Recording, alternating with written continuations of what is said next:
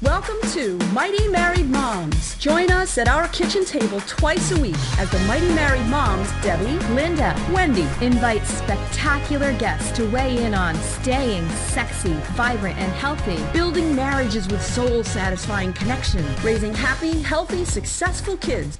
Conversations with Mighty Married Moms will bring you closer to the life you really want. Episode 19. Hi, welcome to Mighty Married Moms. We are so excited. We are here today interviewing with Laura Messina. She's a nutritionist at Crossing Wellness. Her website is crossingwellness.com. She studied at the Global College of Natural Medicine, has studied with clinical nutritionists, naturopaths. She's studied about detoxification. She's attended a number of the anti-aging conferences and cutting-edge nutrition therapies. She's also a full-time mother of 5. Okay, I said 5, all from ages 13 to 21. So Laura's pretty busy. So hi, Laura. Good morning. Good morning. Thank you so much for being here. We would really love to hear more about, your path to getting to where you are, your vision of Crossing Wellness, how it came to be. I know that's been a vision of yours for a long time, and it's a beautiful place. I've been there. It's just a wonderful, wonderful place to go and be healthy. And so tell us more about that. Well, I started a number of years ago with nutrition and just loving. Does anyone ever want to know what does what? So what do B vitamins do? And I actually came upon kind of a health problem after my 5th child. As you know, that takes a lot of work. And my parents were living with us at the time, so it was very helpful. They were there. At least I had some support. But my dad got really ill right after my 5th child, about 6 months in. And he had a disease called Creutzfeldt-Jakob, which is a form of mad cow disease. Yeah. And since they were living with us, we were just very close, and it began to cause anxiety and panic attacks in my life. And so, of course, what do? You go to the doctor, they give you medication, and the medications were antidepressants, and they make you feel a little funky. I don't know if anyone has ever been on them, but I didn't like the way they made me feel. So I said, listen, I've got to be able to figure out something naturally that can support my body. So I started doing research, and I ended up finding nutrients that really help support my that issue, and I was able to heal myself naturally. And so with that passion, I just became more and more interested in nutrition, and then went and studied online because, when I had 5 kids, I couldn't go back to college. So whatever your passion is, you guys can do it. I'm sure you can find the resources. And mine ended up being, helping people with nutrition. I didn't have a lot of weight to lose at that time. Surprisingly, having 5 kids makes you not want to eat or whatever. I don't know. I stayed busy. I started in the nutrition business at a place called Women's World. So those of us who live in New England, you might remember that chain, that franchise, and I managed a health club, and I loved that part as well, and started in nutrition there. And just so I always love to help women. Although men get great results, and, don't we get mad at them? We put them on the same diet we're on, and they lose twice as fast. And I'll tell you the secret to that. It's because they have more muscle, and muscle dictates metabolism. So if you wonder why men always lose faster, that's the secret.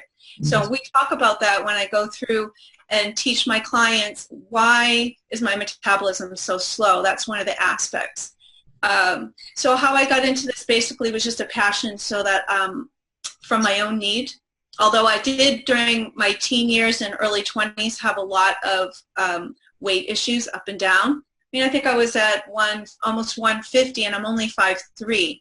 But I looked healthy because I was solid. So muscle does weigh more than fat. Just remember that.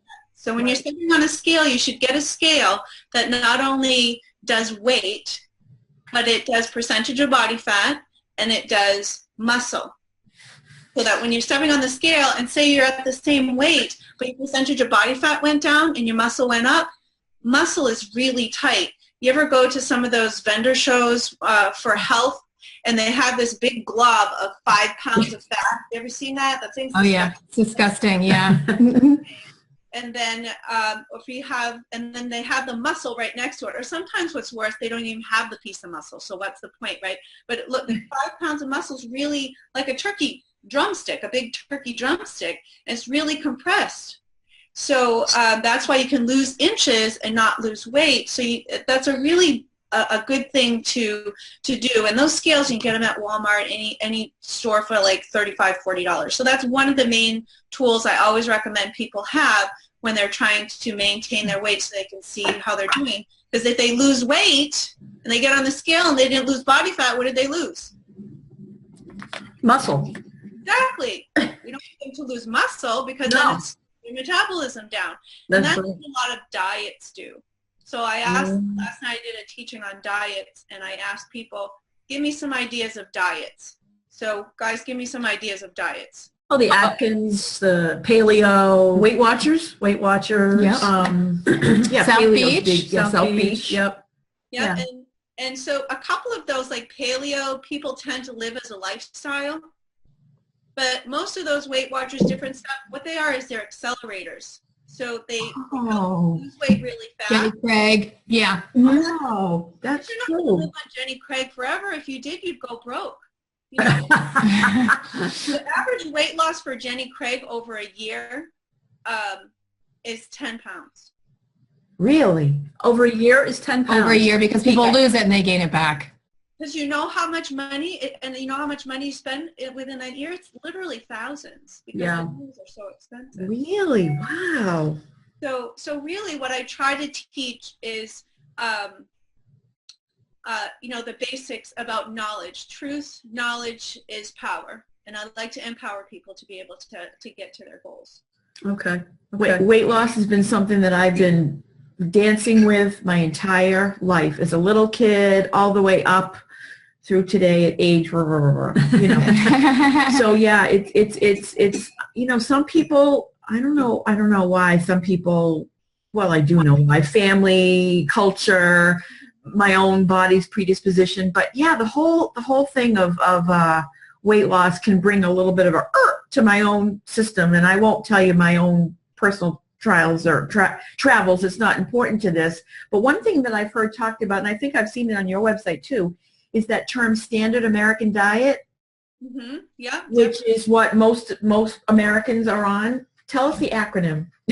So the standard American diet is an acronym for SAD, right? SAD. It's a SAD diet. Pathetic. It's a SAD diet. It's a great acronym. It's great. So what's in the standard American diet? Why don't you tell us a little bit about that? Well, if you think about it, let's just compare. Let's think about 40, 50 years like our grandparents, right? We're all about the same age. So our grandparents ate not a standard American diet. They weren't processed food. That's basically what it is. The age and generation that we are, that we kind of acquired all of these processed foods through the ability of industrialism, and then they just started making all this packaged food that, to make bread, when your mom made bread, what did that look like? She took whole grains that weren't genetically modified already. So it's also, the sources are a lot less dense in nutrients. So it makes us hungrier. We actually are hungrier because our body is saying, I'm still hungry. I still need nutrients. I'm looking for nutrients. Yeah. Right. Your body, so sometimes then we eat the same thing. We're always grabbing for carbs, and some of it has to do with just the environment that's causing us to stress. So a stress eater likes to eat salt and crunchy. Uh-oh. Yeah. What about sugary? Sugar, Linda, help me out with that one. I was thinking about that. I know what it is, but Linda knows. She's a nutritionist as well, so I can't remember what the sugar one was. I don't remember specifically as far as if you're stressed or something else, but I just think a lot of people crave the sugars because you're low on energy. If you're low on energy, it seems reasonable. It really perks you up, and you feel do you think, Laura, we're addicted to certain kinds of food now, and that's what the standard American diet has done to us, is this put all these chemicals in our processed food, genetically modified, and they're designed to make us addicted to them. So we get addicted, but we don't know, because we think, how can you be addicted to food? That doesn't make any sense. It's just food, but it's not really. And so when an addict, right, you get something that makes you feel good, you want it over and over and over again too. So there's that piece of it as well, and it's not our fault we're not doing that to ourselves. It's the food industry. Oh, lovely. Yeah, have you seen the movie Food, Inc.? You know, I haven't seen it, but I think it's about this very topic. I've seen parts of it, and they depress me. Yeah, I haven't watched it, but I think it's about that topic. Right, and then I can't eat anything, and I do really. We're going to talk about clean eating and kind of the whole concept of how about if I just ate clean, because that's how our grandparents ate. That's how, you know, before all this industrial age and all this packaged food came about, causing us to crave things like even. And then we had. Actually, I think the biggest part was when we started changing our oils in our food about 20, 30 years ago. Oils. They changed from tropical oils, which are extremely healthy. Coconut oil is amazing, guys. So they said fats make us fat. So they made saturated fats the big taboo of why we are starting to gain weight. And then they started putting this hydrogenated oil in. And that alone added an extra percentage of body fat on people not even changing their diet that took them out of being healthy into overweight, or out of the overweight range into the obese range just by changing that fat. Really? Wow. So when they had, then they did, what did they do? They took all the fat, then they took a lot of the fats out of the food. They replaced it with hydrogenated oils because they were cheaper and lasted longer, but they tasted horrible. So to make them taste better, what did they do? Add sugar and salt. Right, exactly. So they increased that. So now our palates of Americans came up. So, because if I like have something really sweet, I don't know if you've ever experienced that. If you have something really sweet, like, oh gosh, this is so sweet, and you just take a couple of bites. They actually did some research on mice, and they fed the mice like soda and different stuff, and then there were some that didn't. And then they put a piece of chocolate cake in front of them, and the ones that had the sugar devoured the cake, where the ones that didn't have the sugar diet just had a couple bites and walked away. They didn't have it. They hadn't acquired a taste. Hadn't for the built sugar. it, built it in. Interesting. Right. So it's kind of like the psychology of eating. It's aspartame. Then they started adding sweeteners, right? That didn't spike blood sugar because they had raised a lot of the sugar in the foods, and it was causing people to gain weight. And I talk about spiking of the insulin and fat storage. So understanding and acquiring knowledge is one of the most important things.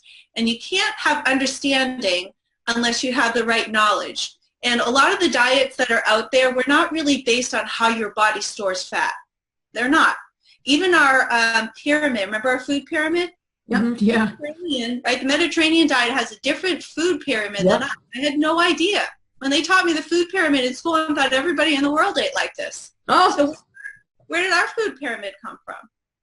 From the food industry. USDA. Yeah. And what's at the bottom of the food pyramid? We can still remember. Now it's a plate. Grains. Lots and lots of grains. Right? So that's completely ridiculous for somebody that's trying to lose weight. Someone who's trying to lose weight should not eat the same plate as someone who has a good metabolism. Agreed? Right. Mm-hmm. Right. Because when they're eating a lot of grains, it spikes insulin and everything goes to fat storage. So there does have to be some restriction of grains when you're trying to accelerate your weight loss. Right. If that makes sense, and get rid of some of the cravings, the sugar cravings, because grains, when they go into your body, they turn straight into what? Sugar. Oh, sugar. Right. Yeah. Then spikes insulin and gets stored as fat. Right. A bad cycle. Of the knowledge of understanding glycemic index. I did a lot of work with Dr. Sherry Lieberman, who's amazing. She's amazing at helping people understand this concept. And so it's called the glycemic index. And so you take this knowledge and then you apply it, right? And then you're going to begin to get understanding. But then you also need the third part, which is accountability. Yeah. You need accountability. And so that's why working with a nutritionist is so helpful, because if you get your knowledge and you may apply it, but you don't apply it long term or long enough, so you tend to kind of go back to your old eating habits, right? So taking those three, knowledge, application, and accountability, you're going to be able to really soar and achieve your goals. And there was a guy who said what accountability is. Oh, let me find that. I love that little saying that I said. Stephen Covey, author of 7 Habits of Highly Effective People, That's great. But he said accountability breeds response ability. You're able to respond properly. Right. I like that. If you don't have it, it's going to be hard for you to respond properly over a long term. So that's why we're working with somebody for at least, and depending on how much weight you have to lose too, right? You know, at least 3 months, sometimes 6 months. Usually after 6 months, people have a good, healthy lifestyle acquired. And how we start that is in clean eating. So can you define clean eating? Because that's a term that's relatively new to me, and I would love to hear how you define it and how you describe it and how people can implement it in their lives. Well, about 5-6 years ago, we did a lot of detoxing. Remember that word, detoxing? Yeah. And which basically was just taking a lot of the junk food out of your diet. Now, there are different detoxing. Like, have you ever heard of detoxing? So what do you think of when you hear the word detoxing? Get rid of the toxins I think I'm sitting on my commode for hours. Exactly. So and then some people would say, well, I knew someone who went on a detox and got really sick. You know, so your body is detoxing all the time. And I associate with this with clean eating in just a second. So think about it. Think about all the organs that help your body detoxify. Let's start with the upper part of your body. When you're inhaling, you're filtering anything that filters. So your lungs are detoxing, right? But your whole lymphatic system is like your internal vacuum cleaner. It sucks up all the waste, all right? So that's detoxifying you. Your colon is detoxifying. Your skin is detoxifying. Your kidneys filter fluids. That's detoxifying. Is there anything else I can think of? Liver. Oh, the most important part. Big one. Yeah. Yeah. Nutritionist, she knows too. Wow, right. We have our own nutritionist. I used to be a nurse, and I can tell you that your nose hairs also filter things. Yeah, so that's good. I'll have to add that one. I know, right? Just for me. Exactly. So if you think about it, part of our food systems is to help us detoxify. And so if we eat foods that help our body detoxify, how much more healthy are we going to be? So how do they help us detoxify? So certain foods do different things in our body. Like fruits and vegetables they have a lot of, my favorite F word is fiber, okay? We're supposed to have, okay, sorry. We're supposed to have about 25 to 30 grams of fiber a day. So I say 30 because it's easier to break down to 10, 10, and 10. Okay. The average American gets less than 10. And so that's really rubbing, right? It's not really doing its job in our colon to make things move along properly. And so we get a lot of irritable bowel and then things that we are eating fibers, but we're sensitive to them because we eat too much of them, like gluten, right? So gluten is in breads. And what they did to bread is they took grains and they genetically modified it so that it went from a certain level of protein to like way up here so bugs wouldn't eat it.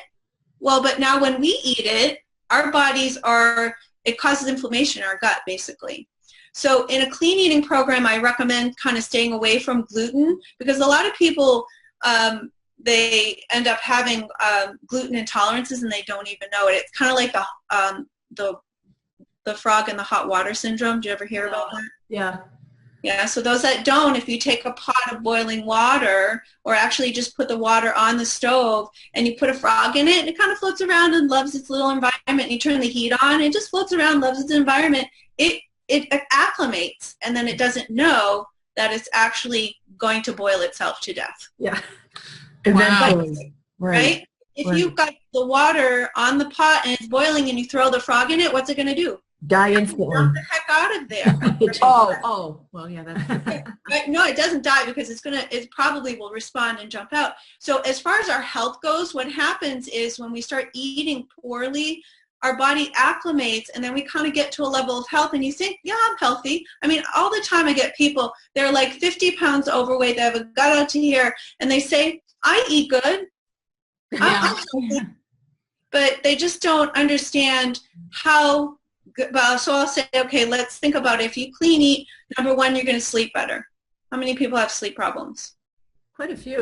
Not sleeping well. So when you start a clean eating program, that's the first thing that starts happening. You start getting much better sleep, right, within a couple of days. Can I just interrupt you? So what you're saying is that the body actually has mechanisms to clean itself or detoxify. Yep. And you're saying that there are foods that can partner well with that process to do it optimally. Have I got it? Exactly. Okay, Thank you. The concept is, let me just clean eat the rest of my life, then my body is going to work properly. If you had a healthy person, Wendy, say you followed Linda around and ate everything she ate for about a year, what would happen? I wouldn't look like this. Right? Because you're taking, and Linda knows how to eat clean, and it's basically the way we were created to eat about 40 years ago, when we had foods available to us and we took the time to cook. And it doesn't take that much time. We've got to eat anyway, guys. I say, okay, if you've got to go in and you're hungry, all right, how much more time does it take to grab an apple instead of a bag of chips? None. No time difference. How about water? You could grab a water instead of a soda. Oh, totally. Yeah. There's a nothing. lot of, I know a lot of people who just drink soda all day long. Yeah, which is really horrible, and it's bad on so many levels. And they're drinking diet soda, so they think they're doing themselves a favor, but it's not any better. It's just a different issue. Yeah. So yeah. Let's interject with what kind of sugar is in the diet soda versus a regular soda. So, and this is what's challenging, guys. You can go to some registered dietitians are trained in the medical field, and when you're diabetic, they'll put you on things that are those low sugar sweeteners. But if you do your research on aspartame is a neurotoxin. It breaks the blood-brain barrier, and it's been associated with stroke and Alzheimer's and all of these types of things, and any neurologically degenerative disease. So it's not good to have. And how many people do you know drink diet soda, they're actually losing weight? I know. It's true. Is the aspartame in the yellow package, the blue package, or the pink package? Pink. The pink The aspartame is pink. All right. It's sweet and low. Okay, so you got to stay. So I can eat all the yellow I want? Just like regular sugar in the raw, honey. I have to be naked? What did you say? I have to be naked to have my sugar? Yeah, right. Well, you'll eat less sugar, right? I've seen that in the store, sugar in the raw. It's kind of like brown crystals. Yeah. Yeah. Less processed, so your body actually knows what to do with it. Yeah, your body has to work at it a little bit, which is good for the body. Yeah. As opposed to just sliding right through. Yeah, I was just going to say, another great thing that Laura does in her program, her healthy eating, clean eating program, is talks about reading labels. And I know there are most people, labels are so confusing. And I know that the food industry purposefully makes them really confusing. And we're certainly fighting the big battle against Monsanto right now to let us know what's genetically modified in our food, and they don't want to tell us. So there's a lot of issues, I think, out there with reading labels. I think that's a really important piece of your program. Yeah, absolutely. Yeah. To start off the program, I always start with clean eating, because a lot of people they crave sugar and they can't get control. And so basically clean eating is 7 days of just focusing on eating fruits, vegetables, fish, chicken, nuts and seeds. I also add quinoa in there, which is new to some people and not new to others, because that's actually a very good protein.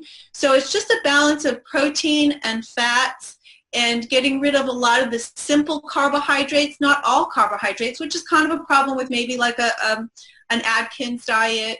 And even like a paleo diet doesn't really like beans or legumes, and that being because they're so high in carbs. But don't forget, they are also high in fat and protein. So those things balance that spiking of the blood sugar. Now, anybody who eats paleo, that's really really one of the strongest in South Beach, because you're taking away simple carbohydrates, and that's what makes us carb sensitive. So if you have more than a few inches to lose, like most of your weight is here, you're definitely carbohydrate sensitive. Okay. And so that means that you have to watch your simple carbohydrates in order to get rid of that.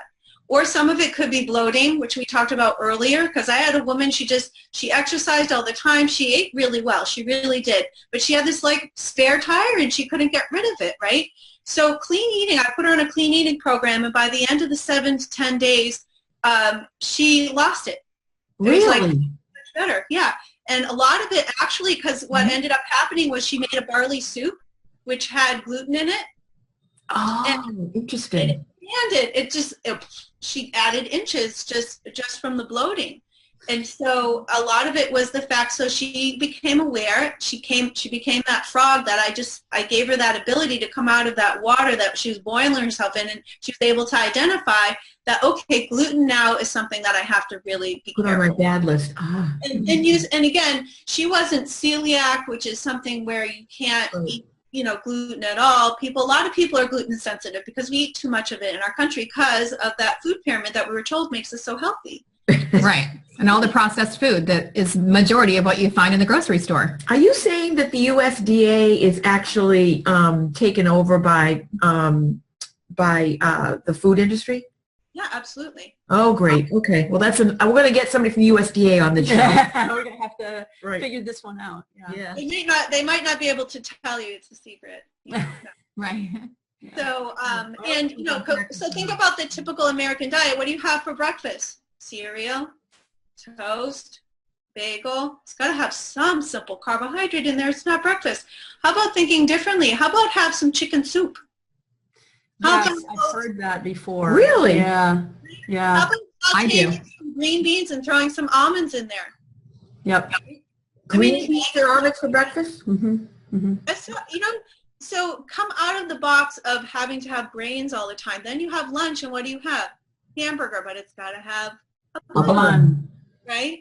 So, and then at dinner, we got to have pasta or a side of pasta, or, there's just so much. Even potatoes are simple starch, right? Built right into the SAD diet. Mm-hmm. Right, and you've got the rice, which can be good. So if you like rice, and I try to help you learn how to cheat, right? Okay. It's not like you can never have rice again, or you can never have a piece of bread again. But if you're trying to accelerate your weight loss, you want to stay away from simple carbs as much as possible. Yeah. And so during the clean eating, there's no simple carbs. I do allow for an oat, a whole non-gluten-free oat, so people can, if they like oats, because they're like, I kind of have some carbohydrates, so I let them have that.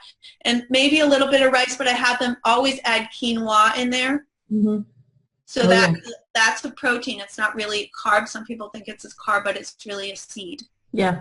Oh. Yeah. So it's also a vegetable. Like it can kind of fall in the category of vegetable or grain. It's a very special. Quinoa is great stuff. Great, I love it. And it's very versatile. You can do all kinds of things with it. Yeah, Totally. It's awesome. It's very nutrient dense, so it's really great. You can throw it in smoothies and you don't even know it's there, Yeah, wow. That's true. I like that idea. Yeah.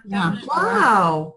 Great. So Laura, we are running out of time. And so we just want to know, how can people find out more about you? Go to your website. I know you have a great online program where people can learn about your program, even at a long distance. They can find you and they can work with you long distance. So give us your website and how to find you.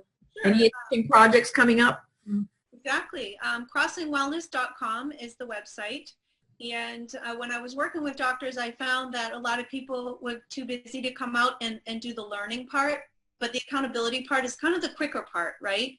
So I did a lot of the educational pieces online. So if you go to my website and you click services, you'll see wellness programs.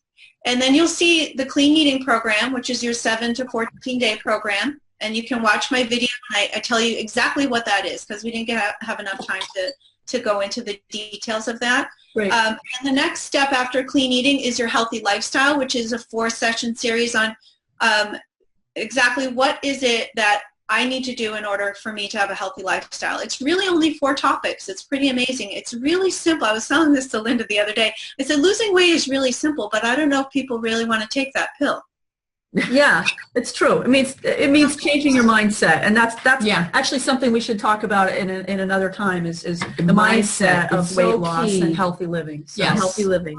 Well, and that's what part of this is. If I can make it simple so that you understand clean eating should be done spring and fall to reset your palate and get you started and kicked off, then that's something that helps you reset your lifestyle again. because we always fall off the wagon, because summer makes us fall off the wagon and Christmas and holidays make us fall off the wagon. Yeah. So always something. it's always something. So we always look forward to, and in your body, you're like, I don't feel right, and it's time for me to do a clean eating program. So you do that for 7 days, and it helps you get back on track. And every time you do it, you get better and better. Okay. Then you learn the healthy lifestyle principles, and you're always learning and going for those, and you're going to automatically be at your weight. But the last one is accelerating your weight loss. That's completely different. Those are the things that we talked about. Restricting and understanding how to do that, how to overcome a plateau, because you're going to lose quite a bit. Average weight loss for clean eating is 5 to 10 pounds just in a week. Yeah. And that's the stuff that's in your body. And then if you go into the healthy lifestyle, you continue to lose a pound to 2 pounds a week for the next, couple of months, but then it'll start plateauing out. And so this is all on everybody can find all these great buckets. Yeah. And they can sign up to be have some accountability or coaching with you.